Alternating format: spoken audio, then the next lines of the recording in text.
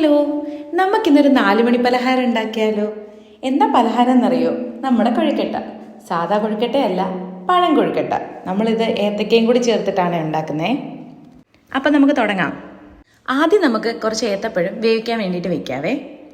നല്ല പഴുത്ത ഏത്തപ്പഴമാവുന്നതാണ് കേട്ടോ ബെറ്റർ. ശേഷം നമുക്ക് കുറച്ച് ശർക്കര പാനിയാക്കിയിട്ട് അതിലോട്ട് തേങ്ങയും ഏലക്കാപ്പൊടിയും കുറച്ച് നെയ്യും കൂടി ഒഴിച്ച് അതൊന്ന് വിളയിച്ചെടുക്കാം. ഈ വിളയിച്ചെടുത്തതിൻ്റെ ചൂടൊക്കെ നന്നായിട്ട് മാറിക്കഴിയുമ്പോഴത്തേക്കും അത് ചെറിയ ബോൾസ് ആക്കിയിട്ട് നമുക്ക് മാറ്റി വയ്ക്കാം കേട്ടോ. അപ്പോഴേക്കും നമ്മുടെ ഏത്തയ്ക്ക നല്ല വേവായിട്ടുണ്ടാവും കേട്ടോ. അതെടുത്തിട്ട് അതിൻ്റെ തൊലിയൊക്കെ കളഞ്ഞ് ഉള്ളിലെ ആ ബ്ലാക്ക് കളറിലെ സാധനമൊക്കെ എടുത്ത് കളഞ്ഞിട്ട് നന്നായിട്ടൊന്ന് സ്മാഷ് ചെയ്ത് വെക്കാം. ഈ സ്മാഷ് ചെയ്ത് വെച്ചതിനുള്ളിലേക്ക് നമുക്ക് അരിപ്പൊടിയും കൂടി ഇട്ടിട്ട് നന്നായിട്ടൊന്ന് മിക്സ് ചെയ്ത് വെക്കണം. ഇതിൻ്റെ കൂടെ ഉപ്പും കൂടെ ഇടണേ ആവശ്യത്തിനുള്ളേ.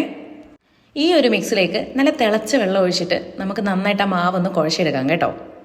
ഈ ഇടിയപ്പത്തിനൊക്കെ നമ്മൾ കുഴക്കത്തില്ലേ, ആ രീതിയിൽ.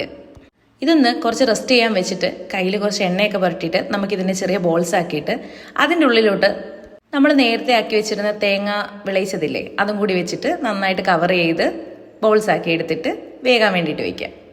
അപ്പം നമ്മുടെ പഴം കൊഴുക്കട്ട റെഡിയായി. എല്ലാവരും ഒന്ന് ട്രൈ ചെയ്ത് നോക്കണം കേട്ടോ. നല്ല ടേസ്റ്റിയാണ് സാധനം. വേറൊരു പേജിൽ ഈ റെസിപ്പി കണ്ടിട്ട് എനിക്കൊരാൾ ഷെയർ ചെയ്ത് തന്നെയാണേ, ട്രൈ ചെയ്ത് നോക്കുമെന്ന് പറഞ്ഞിട്ട്. എന്തായാലും സംഭവം അടിപൊളിയായിരുന്നു കേട്ടോ. അപ്പോൾ അത്രയേ ഉള്ളൂ ഗൈസ്. നമുക്ക് വേറൊരു വീഡിയോയിൽ കാണാം. ബൈ.